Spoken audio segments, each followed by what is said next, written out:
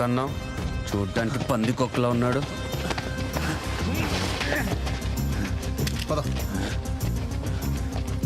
ఏంట్రా ఇదంతా?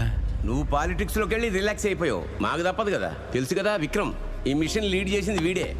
ఓ very good, బాగా హ్యాండిల్ చేసావయ్యా.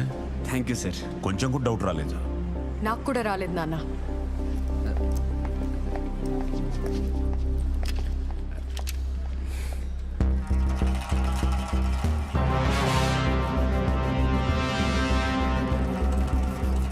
ఎక్కడికి రా?